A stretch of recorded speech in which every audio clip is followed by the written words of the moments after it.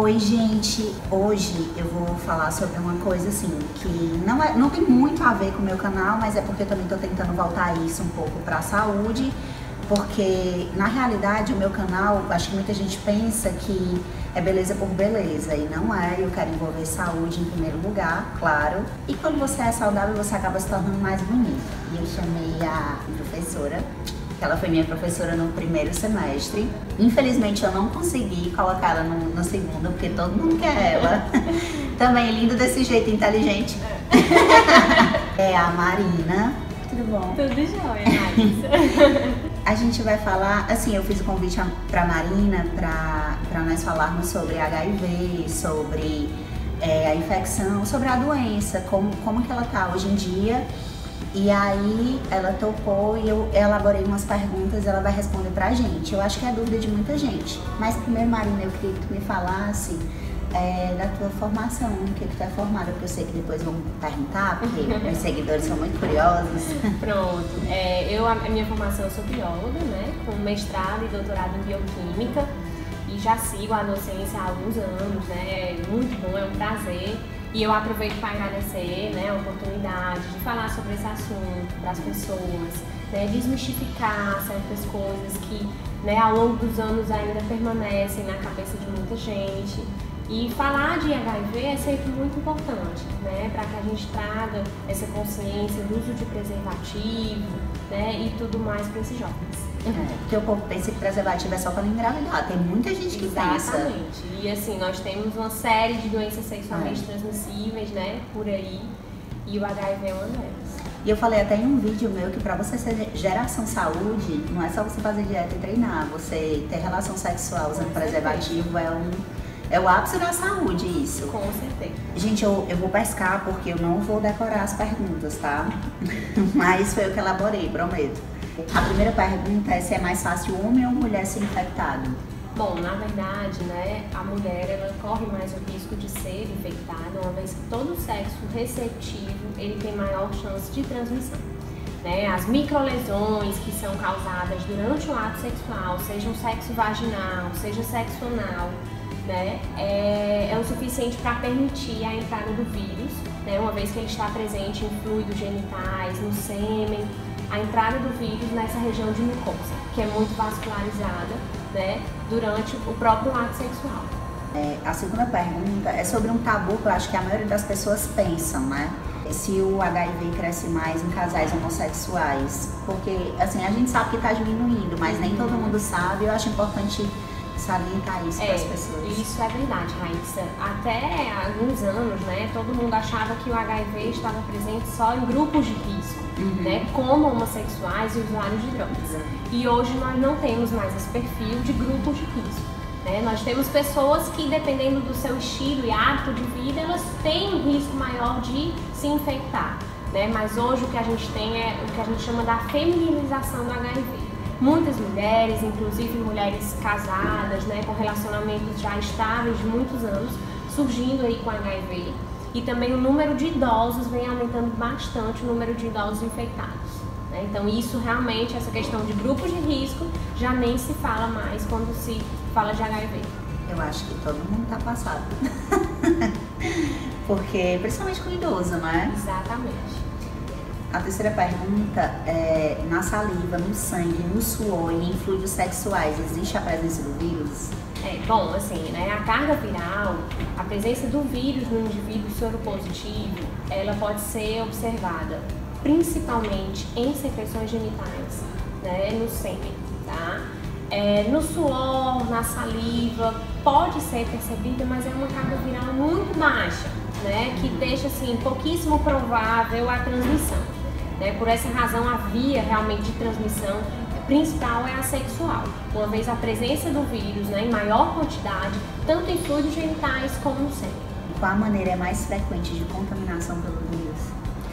Com certeza, né? Como eu comentei há pouco, a transmissão frequente é por via sexual. Podendo, claro, acontecer, né, por transfusão sanguínea, né, por algum contato, na verdade, com sangue contaminado, perfuro cortantes, né, e tudo mais. E durante a gestação, no caso de uma mãe que não está fazendo o tratamento antirretroviral, né, no momento do parto ou aleitamento materno. Mas dentre essas formas de transmissão, a mais prevalente é a sexual, seja qual for, né, sexo oral, vaginal ou anal.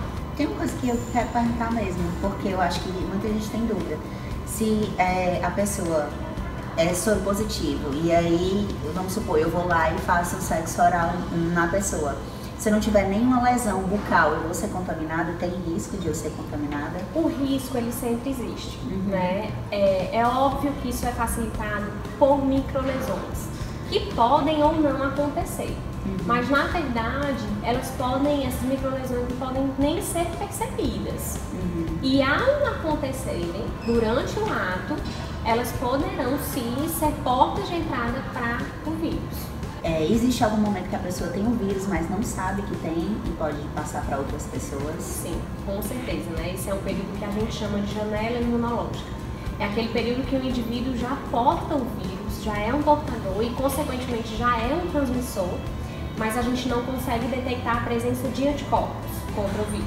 E, por essa razão, não é possível o diagnóstico, né? Isso normalmente leva alguns meses, de 3 a 6 meses após a infecção, né? E ele já é um portador, já é um transmissor, mas infelizmente não é possível diagnosticar. Porque o nosso sistema imune não consegue conter, não consegue deter o vírus do HIV. Muita gente se questiona, né? Porque a gente tem um sistema imune que responde, né, à infecção contra bactéria, vírus, fungos. Aí todo mundo diz, por que a gente não consegue vencer o HIV, né? Uma vez que ele esteja no nosso corpo?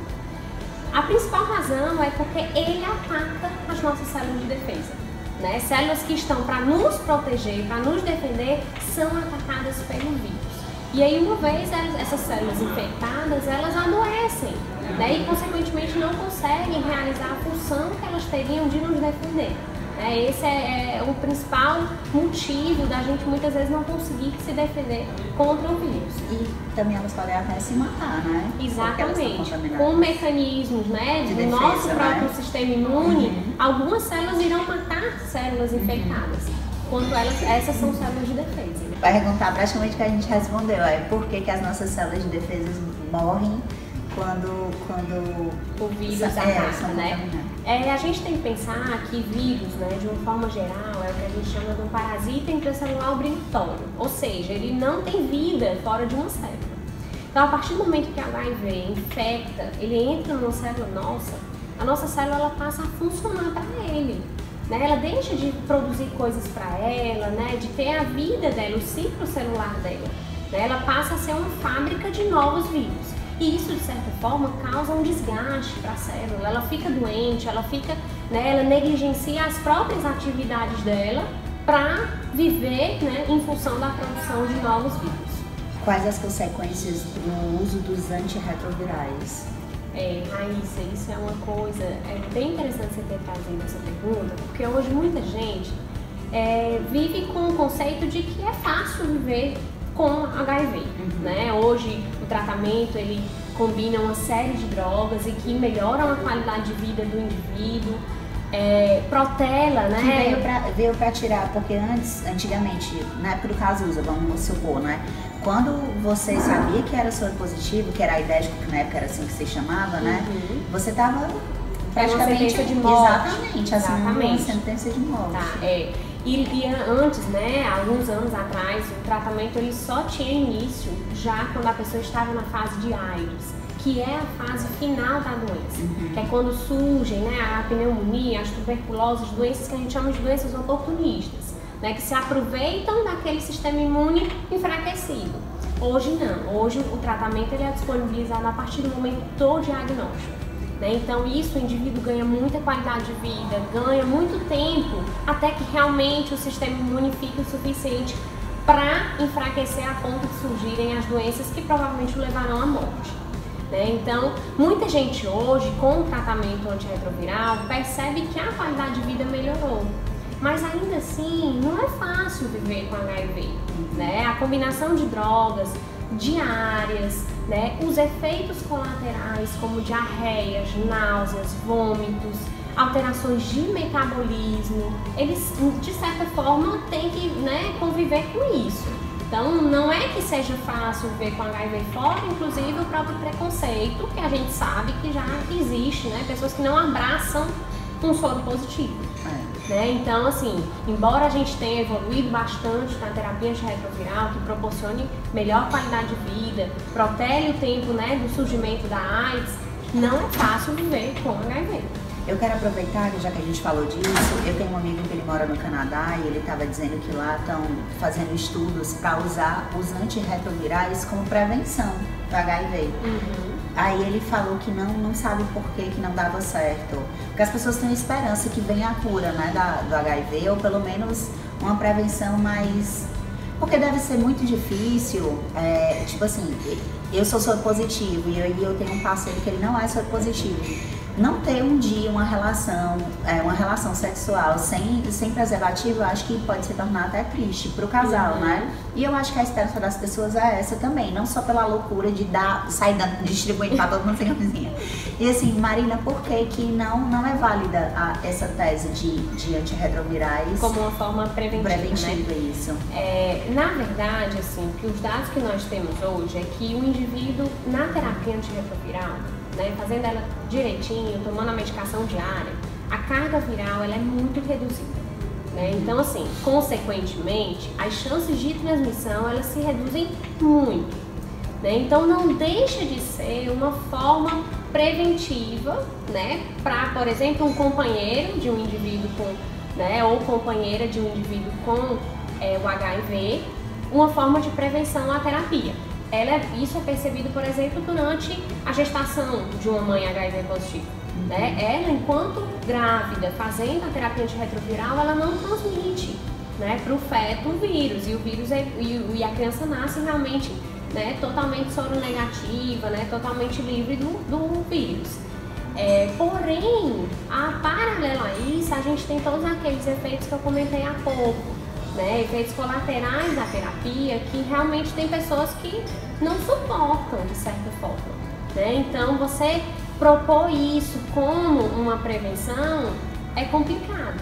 Né? Acaba sendo bem melhor a gente investir, né, de forma persistente no uso do preservativo, né, nos cuidados, no compartilhar as seringas, né, isso mais para os usuários de droga e tudo mais, tendo em vista realmente a prevenção. Até porque tem doenças muito silenciosas, né?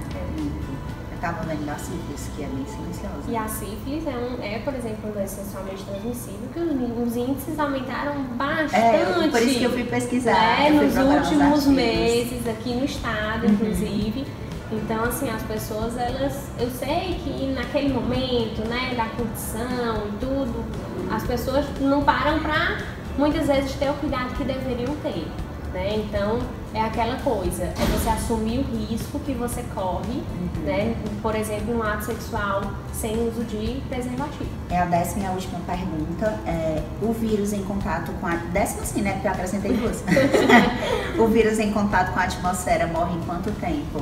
Ele é um vírus que é bem sensível, tá? Agentes físicos, agentes químicos, então ele normalmente fora do corpo, ele não consegue passar mais de 1 hora, 2 horas no ambiente, de forma viável a infectar uma célula, né? Então, realmente, ele só fica viável quando em fluidos, né, com sangue e secreções genitais.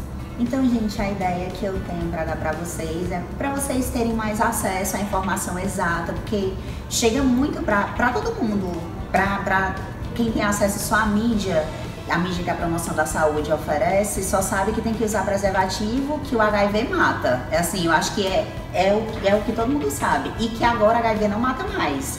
Que até eu estava conversando com pessoas que são até leigas mesmo, e elas estavam dizendo que não, HIV não mata, o que mata são as doenças que trazem quem é contaminado, tipo tuberculose, pneumonia, entendeu? E assim, é muito grave, não é fácil viver com vírus e é muito mais fácil você usar preservativo, você se proteger não só dessa como de outras doenças e não ter a gravidez indesejada, porque já que você se previne só por conta disso, pense nas doenças também e não tenha também a gravidez que você não quer ter, porque a criança não tem culpa de nada. Tem gente que não usa preservativo e acaba fazendo aborto e é um assassinato de toda forma, né? Marina, muito obrigada, Eu que meu agradeço, amor. Raíssa. Gente, se inscrevam no canal. A Marina vai dizer as redes sociais dela. Curtam o vídeo, deem sugestões.